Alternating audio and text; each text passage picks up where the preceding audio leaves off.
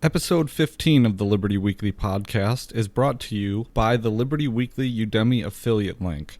Explore over 45,000 in-depth, on-demand courses on any topic, from blockchain technology to home improvement. Enroll today through our link in the show notes page or by navigating to libertyweekly.net/Udemy. That's libertyweekly.net/UDEMY.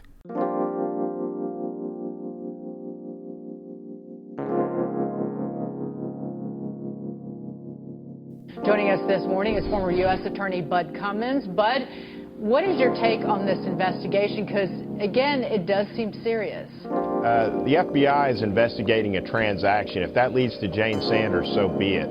But they're going to follow the facts. And so apparently there's some questions about the documentation on this loan application, and they're going to take a look at that. Now, one of the things that I've been hearing is people are questioning whether or not it's going to impact. So it's really about Bernie Sanders, or it's about his wife. And there's people who are saying it's unfair to say that this is about Bernie as much as it is her. How would you respond to that?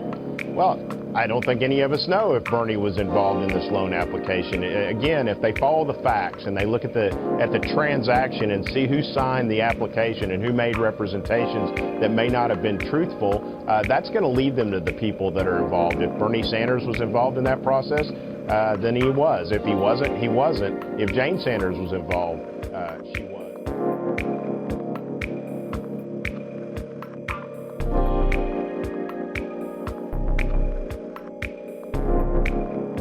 Welcome to the Liberty Weekly podcast. I am the co-host, Jerry McCullum, and I'm joined today by our host, Pat McFarland. Hey guys.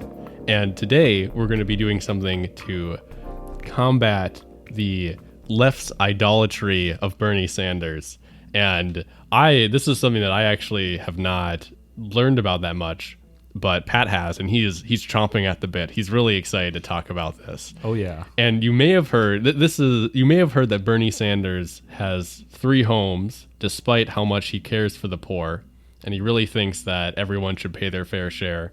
But this isn't even about that. This is something else. But he does have 3 homes. So if anyone ever asks you, the answer is yes, he does. So, Pat, what are we talking about today? Okay, so kind of swept under the rug is the fact that Bernie and his wife Jane Sanders are currently under FBI investigation for bank fraud. Okay, and this whole thing was kind of going on during his it was unspoken, but it was all unfolding during the presidential campaign when he was running against Hillary Clinton for the Democratic primaries. But the whole thing, and it hasn't been covered that much, honestly, and it's been in the background, and I've been following it at a distance for about a year when it first came out that this was happening. But I haven't heard a whole bunch of people talk about it, so I wanna bring the story to you guys. And so essentially, Jane Sanders, Bernie Sanders' wife, was the president of Burlington College from about 2004 to 2011. And Burlington College is a small private university that when it closed, because it's closed now because she ran it into the ground, it was enrolling about 224 students, and it had about 30 full-time faculty and staff at the time of closing.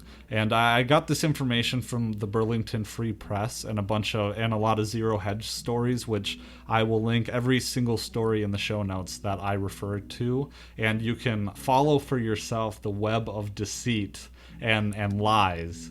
But I suppose I should preface this by saying these are allegations, and it's an ongoing lawsuit, an FBI probe. So I don't want to say anything like, this certainly happened, because I don't want to get sued. But and innocent until proven guilty. Yeah. But something suspicious is going on. Oh, maybe. Definitely. You'll see for yourself. So Jane Sanders, like I said, she was president of Burlington College from 2004 to 2011. And so in 2010, as part of her tenure, she convinced the board of directors to take out a $10 million loan to purchase 32 acres of lakefront property from the Archdiocese of Burlington. And this is a college that enrolls 224 students, and she convinces the board to take out a $10 million loan to buy property to develop in one of those, those projects that universities do that don't really affect anything, like a rec center. Or they're not about classes. They're about signaling the wealth of the private college. Yeah, exactly. Or like the student union building, or whatever, that kind of things that are fueled by the boom in student loans. Yeah, things that don't make the university better at teaching, but things that make the university experience nicer. Oh yeah. You gotta that little cherry on the top. Just like using your student loans to go on spring breaks, or using your student loans to live in a high-rise apartment or something like that. We see that all the time here in the cities. There are so many. There's a block away from here, a new apartment was just made that is ritzy. It looks really nice. It has like fancy, like multicolored lighting, and I'm not sure how this one's going to be filled, but so many of the expensive apartments around the University of Minnesota have a very large vacancies. There is more supply than demand, and it seems like people haven't seemed to figure this out yet, that there's all these properties that are being unused that go to really expensive student housing. Anyway, that's an aside, but that's something that maybe we'll talk about later in the future, is the student loan bubble. Yeah, and how our whole generation has been duped. But and so you get Jane Sanders, she's the president of this university, and I apologize for digressing there a little bit, but she, as a funny side note, the archdiocese was selling the property in order to pay a legal settlement for a sex abuse case involving priests. So this whole story is just convoluted. So she convinces the board to take out this $10 million loan to buy this pittance of a property. I mean, it's lakefront, but it's 32 acres. It's just... And so according to a Heat Street article that I've linked, the college immediately fell behind on its payments within a few months here. And so as the college is falling behind on its payments, it has $300,000 of unpaid bills. And I think at the time Jane Sanders stepped down, as we'll get to, they had $300,000 of unpaid bills and $8 to $10 million of debt, with 244 students, or whatever, 224. Let's hope that those are some rich parents. Yeah, they'll need to be. Well, the college is closed now as we speak. They were hoping. Yeah. So less than a year after taking out the loan in 2010, Jane Sanders quits, and she takes a $200,000 severance package with her after quitting. And it was cited in some of the articles that she quit because of disagreements she had with the board of directors, but essentially, I mean, and she denied that it had anything to do with this monstrous loan that they took out, but come on, I mean, it had to be that. There's an article, right, that said otherwise? Yeah, or she denied that it had to do with anything, and I'll like I said, I've linked to that. And so she quits in 2010, and the whole entire college in 2014, its credit is reduced by the crediting agency, which is the People's Bank of Vermont, because Vermont wasn't socialist enough already. The People's Royal Credit, or the People's Credit, or something like that. So in 2014, the college, after Jane Sanders quits, they've been trying to figure things out. And there's a new president that comes in. And she sells a whole bunch of the property, of the 32-acre property, to developers, and has all these fundraising drives and stuff like that, which postpones the crash. And she was actually able to get the debt down to like $2 or $3 million. But this new president, and I think her name is Carol something, I don't have it in front of me, but her statement is linked too. In the show notes page. But in this article, she writes a letter to one of the publications in the area, kind of saying that it's very sad that this college was closed down because it was beloved by a lot of people, was very niche, and it's unfortunate that Jane Sanders and Bernie Sanders fucked things up for them. And essentially accuses, and this is what the FBI probe is about, hints at the fact that Bernie Sanders might have used his influence to help secure the loan from this bank. and that Jane Sanders, and this is the allegation against her, is that she misrepresented the amount of pledges that the college had received to help fund this property, that she misrepresented that, and that she lied about the possibility of increasing enrollments to a point that it would sustain this new development. So those are pretty serious allegations. To get more detailed, she said that they had secured $2 million in pledges, but they had only taken in $279,000. So nearly an order of magnitude. Yeah. More. Yeah. And so the history of the probe going into it is in January 2016, a lawyer named Brady Tonsig, he wrote a letter to the Attorney General requesting a federal probe into bank fraud. And so in June of this year, it came out that the Sanders had obtained counsel in defense of the FBI investigation.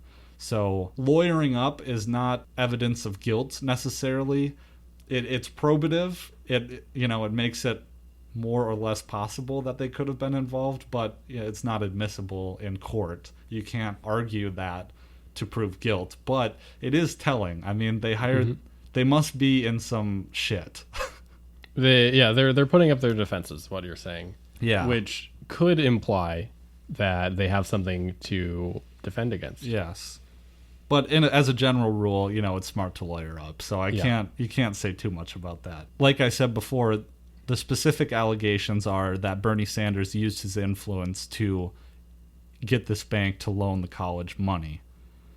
And the college itself has been under scrutiny because of their efforts to pay off this debt.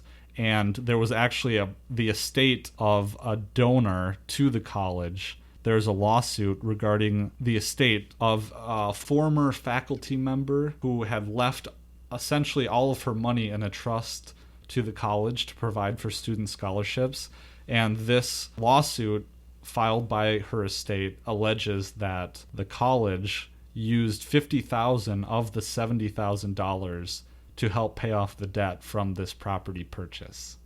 And I wasn't able to find what it resulted as because I think the lawsuit was in 2015 or something, so I don't know if it's settled or what the deal was there. But to top it all off, and that's not even the end of the story regarding Bernie Sanders and Jane Sanders. So to top it off, in 2004, when Jane Sanders became president of the college, there was no woodworking program at the college. But in 2009, according to public tax records, which I will also link on the show notes page, Burlington College paid $56,474 in funding to establish something called the Vermont Woodworking School. And the program's funding since 2009 increased over the next few years to $133,000 in 2010, $138,000 in 2011, and $182,000 in 2012. And guess who is behind this Vermont woodworking program? In fact, the person who founded, owns, and operates the woodworking school. Who? It's Bernie Sanders' daughter, Karina Driscoll. And I checked their website, which I will also link in the show notes page. The Vermont Woodworking School is still solvent. They're still operating as a business. So to me, it sounds like this woodworking school was a private entity apart from Burlington College, which itself was a private entity, but funds that should have gone to the college gone to this separate business. Yeah, it funneled into this business owned and operated by, that's clearly nepotism. The president's daughter gets her own private woodworking college. And to be fair, all that the article that I've linked to said that $500,000 was paid to Bernie Sanders' daughter to teach woodworking, while the money was put towards this business, which was owned by her.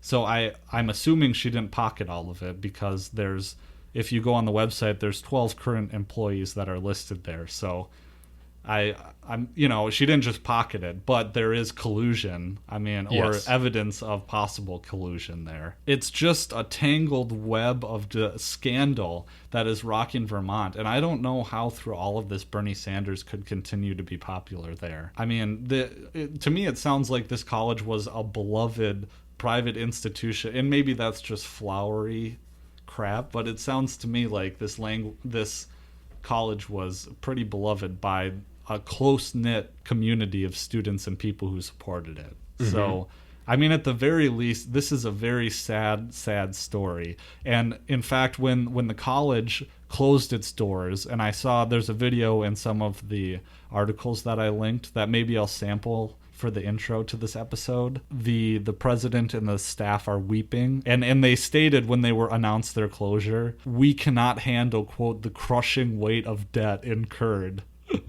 They didn't mention Jane Sand, and they don't blame her officially. Yeah. Except that one President Carol, whatever her name is, she was hinting at it in that letter to the editor. But man, it's so hypocritical.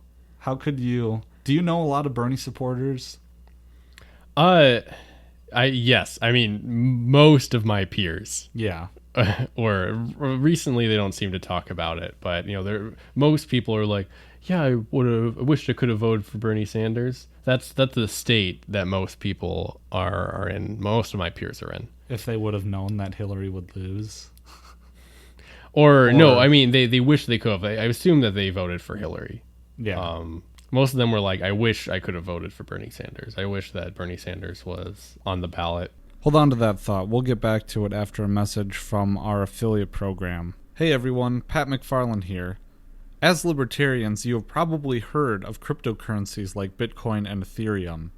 And because you're a libertarian, you are probably already aware that blockchain technology is exciting because it has the potential to make central banking completely obsolete. However, one thing that prevents many people from using cryptocurrencies is their steep learning curve. To help you overcome this learning curve, I have already audited and selected the perfect Udemy course to get you started. Instructed by blockchain expert George Levy of the Blockchain Institute of Technology, Blockchain and Bitcoin Fundamentals compile scattered facts from across the internet into one easy place so that you don't have to spend hours searching for this information. Enrollment even includes a handy cryptocurrency dictionary to keep for your use. To secure your enrollment in Blockchain and Bitcoin Fundamentals at the sale price of $10, follow our link in the show notes page or navigate to libertyweekly.net/blockchain. To explore other Udemy courses through our affiliate link, navigate to libertyweekly.net/Udemy. That's libertyweekly.net/UDEMY.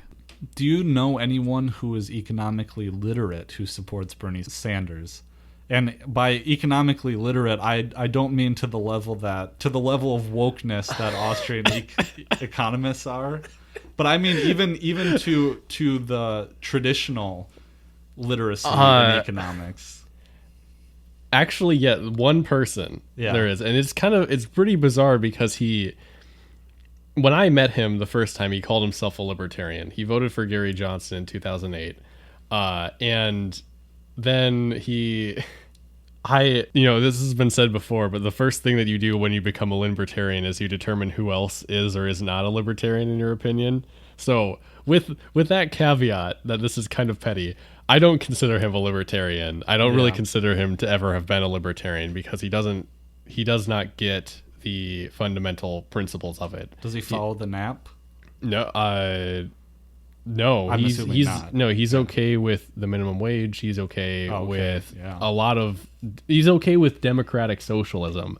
It's strange because I've challenged him on other ideas, and he has gone to a more libertarian stance. Like one thing is we've talked about net neutrality, and I made the case that the FCC should not be involved in determining what things an internet service provider can and can't do. And I've made appeals to competition, and I've said that instead there should be the removal of regulations within the internet service provider market to allow there to be more competition. And he was like, yeah, you're totally right. It's really short-sighted to make it so that all internet traffic has to be treated exactly the same.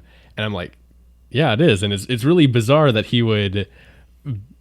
I would be able to convince him of something like net neutrality, yet he is also for welfare. He's all for socialized medicine. He's a bizarre person. From what I can tell, he's a lot of contradicting beliefs. He's straight up admitted to me that he agrees that taxation is theft, but he thinks that's a necessary evil, and it's really bizarre. Yeah. I actually find that more worrying than someone who doesn't think that taxation is theft, because it implies that he thinks that the ends justify the means. Like, he acknowledges that it's theft, ergo it's wrong, but that's okay. And anyway, we have an interesting relationship when it comes to politics, but he's a good friend. He's a great guy. Well, I think I know who you're talking about, but what is the best way to reach Bernie supporters? Because I know in this podcast, we have kind of talked about the ways, identifying which group that you're best at conveying the message to, and different angles with which to approach different demographics. So this will be the first thing I would say is to not attack Bernie Sanders' integrity. That wouldn't be the first thing I would do, because it's going to put them on the defensive. It's going to it will trigger their fight or flight instincts, because you're going to be attacking their identity and their group identity. Instead, what you need to do, and this is of anything, this is when you're ever trying to convince someone of anything at all, is instead to empathize with them, and the things that they're concerned about show that freedom and liberty is the best solution to the concerns that they have. So if, for example, if you're talking about healthcare, you shouldn't talk about how socialized medicine is funded through taxation and it's terrible and it destroys economies and whatnot. Instead, what you should talk about is how in the past, first you need to kind of appeal to their, I'm assuming this is an assumption I have, but most people who are for Bernie Sanders probably have this pretty strong anti-corporate streak running through them. And so you should appeal to that, and you should talk about how collusion of corporations and the state, and you should appeal to that, and instead talk about the history of healthcare within the United States, and talk about how mutual aid societies we used to have a great healthcare system in the United States with mutual aid societies, but that system went away and was destroyed through the changes in regulations that prevented mutual aid societies from being competitive. And then later talk about how things have worked without government regulations, talk about how systems that do have government regulations are ineffective. Like, talk about the wait times that you have in single-payer healthcare countries, and how, like, for example, in England, to get any service on short notice, you have to go through the ER. And there's no downside to going through the ER. So that instead, there are people who are willing to exploit the system and go to the ER for silly reasons, or people who are not willing to exploit the system have extremely long wait times and don't get the service that they need.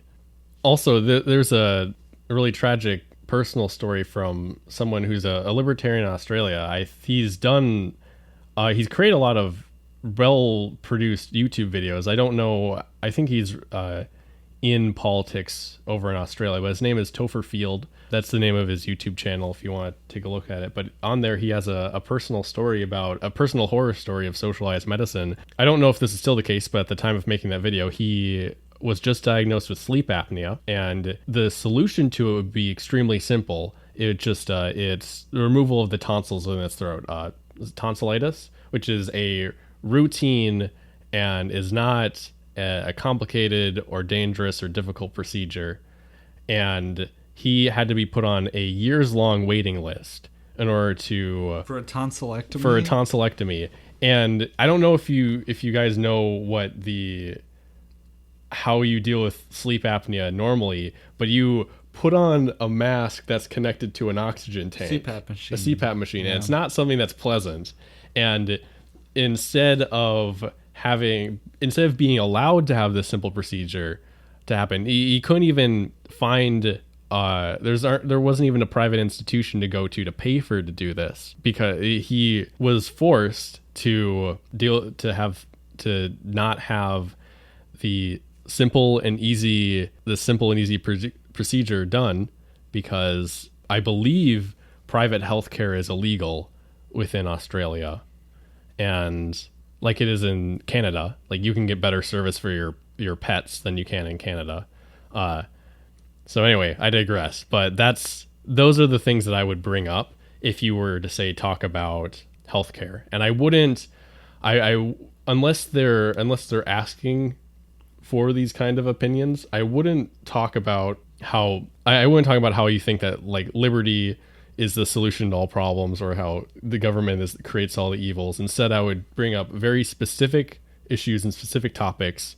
And hopefully, if you can talk with this person often, you can, every time they bring up something that they think the solution to is government, you can talk about how it's not the solution. And then if they get curious, then you can spring the A card on them. Then you hit them with the propaganda. Then you hit them with, oh, I call myself a voluntarist. I'm probably the most libertarian person you know. People have also, a label that I also associate with is anarcho-capitalism. And they'll be like, wait, you're an anarchist? I'm like, yeah, it means I'm against rulers. I hate measuring things. I'm against the initiation of force against peaceful people. Because if you come at someone full ANCAP, they're not going to really understand what you stand for, or it's going to be so bizarre that it'll be difficult for them to comprehend. And I mean, how I became an anarchist, it took a long time, and there was a lot of watching videos and anarchist content, and that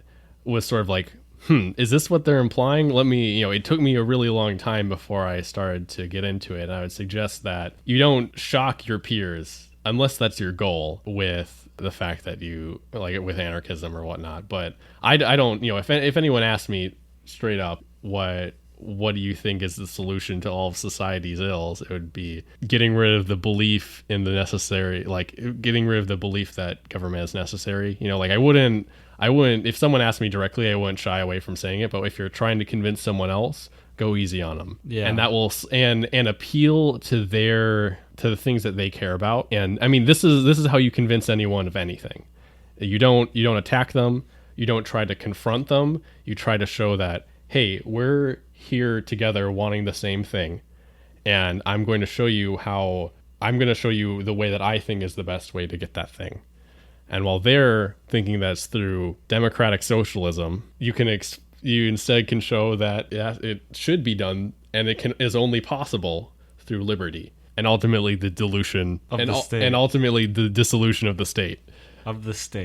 Yeah, well, so when I don't know if I mentioned this before on the podcast, but when I first was getting into libertarianism, I was very curious about alternative explanations, and when I was trying to debunk it essentially as I was going through, and I put out in a tweet, hey, Bernie Sanders supporters, hey, progressives, will you tell me what content you consume and what books you read about economics and stuff like that? One of the only answers I got was the Young Turks. And I watched the Young Turks, and I was like, what? There's no substance here. This is just, it's like the Alex Jones of the InfoWars of the left, except it's even more diluted. I mean, Alex Jones knows more about economics than, this Chink. I will say that I have an unhealthy dislike for the Young Turks. Yeah.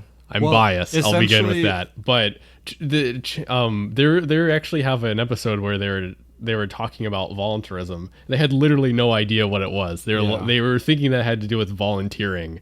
And it was really bizarre. And this was a long time ago, but Adam Kokesh tried to issue them a challenge to debate about voluntarism, and I don't think they responded in any way. But Shocker. They, at least when a while ago when they were talking about voluntarism, they had literally no idea what it was. Yeah, I don't like the Young Turks. Well, have you heard this, that a lot of Armenians find the Young Turks to be reprehensible merely for the fact that they've named their show after the political party that was responsible for committing the Armenian genocide. Have you heard this? I have. I haven't heard of it in detail. All I've heard is memes about it. One of my favorite ones was it was about how how Alex Jones like crashed their I've set seen this, yeah. at the RNC in 2016, and I just saw a bunch of memes that were it was our Armenian genocide denier harasses water filter salesman, and that just I couldn't handle it. That was so funny. Oh man, I loved that whole, because Alex Jones, like, okay, so if we're gonna talk about Alex Jones, I have to preface this. I love Alex Jones because I get him for what he is, and it's a show. It's entertainment. He's an entertainer, and I disagree with the whole Trump thing, and I think Alex Jones has criticized Trump, but mostly the 4D chess thing. Yeah.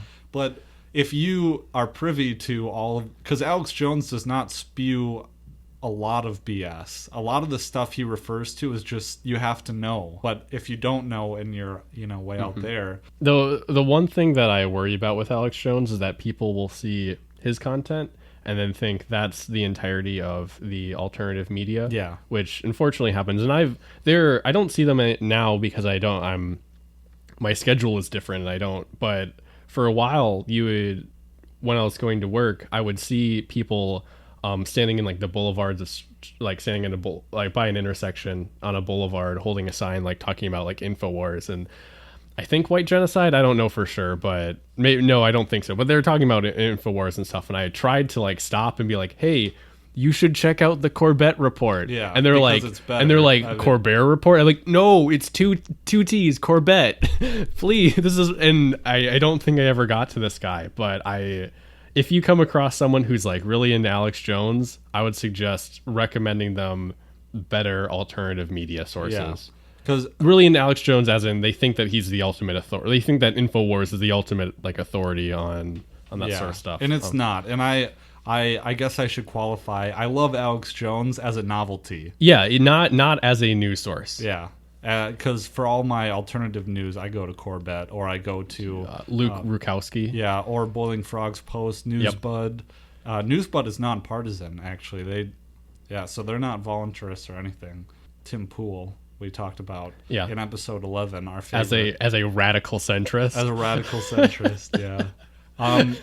But we should go back to the Bernie Sanders thing. I wonder if the whole situation with the college actually was the reason or a contributing factor as to why Bernie Sanders did not get the nomination. I don't know. I would probably assume no. I would assume that it would be like the clout of Hillary. I don't know for sure. It may be, like I bet you Seth Rich knows. I'm trying to, quite possibly. But he's dead. But he's sad, boys. He was suicided. I don't actually know how he died, but the joke is two gunshots at the back of the head. Oh yeah. That's terrible. Yeah. But no, I think. Well, what do you do if you're the DNC? I mean, you have a felon in Hillary Clinton for the email, and you also have Bernie Sanders, who it looks pretty damning. Okay. This is what I would say, and I thought about this. I don't think that Bernie Sanders wasn't allowed to become the Democratic nominee because of this, because Hillary Clinton has significantly more scandals and bad things. This is all something that's kind of speculative. It's not anything like Benghazi. Yeah. So this is, I think that I don't believe that this is something that caused him not to become. I mean, Bernie's like a choir boy when compared to the Clintons. I mean, at least Bernie has never been in a position to foment international war crimes. And the Clinton kill list, have you heard of that? Yeah. And, all the murders that happened in Arkansas when Bill Clinton was governor there. And I even saw this. There was a quote from one of Hillary Clinton's memoir books where she was talking about how they would have African-American prisoners from the state prison in Arkansas come and work in the governor's mansion. And that she just threw it out there. Oh, yeah, we had convicted felons work slave labor in our mansion, including, a lot of whom were black. Yeah. So it's God, truth is stranger than fiction. It is. It's really strange. Well, we should probably wrap this episode up. I hope it wasn't too rambly because we've been trying to cut down, but we really would also like to have freewheeling conversations of certain topics. So we're figuring out a balance. Every episode we have a discussion about how we want to present the information. Every episode we discuss what we want our format to be. So let us know. What do you think? Please let us know, because a lot of this is flying blind. And I've mentioned Corey, whom I've communicated with on Facebook, and it was very invaluable to me to get that feedback from him. We really appreciate it. Yes. So in closing here, I'd just like to mention a few housekeeping things. If you have not yet signed up for our email list, I have to stress that you're missing out, because doing so will get you 2 free ebooks. Also, you will receive personalized email updates from me for every podcast episode, along with my thoughts on current events and other occasional bonus content. If this is your first time listening to the podcast, please subscribe to the show. We are on all major podcasting platforms, including Stitcher, iTunes, and Google Play Music. Moreover, please give us a text review or rating, as it helps us get more exposure. Any feedback will also let us know how to improve the show. On a final note, Jerry has taken over the Liberty Weekly YouTube channel and will be dropping short videos where he will share his thoughts on current events. It will be a great flexible way for the show to quickly respond to developing news stories. So be sure to check out our YouTube channel for access to that bonus content. But thank you so much for joining us for another episode of the Liberty Weekly podcast. We hope you enjoyed it, and we hope that you will come back soon. Thank you.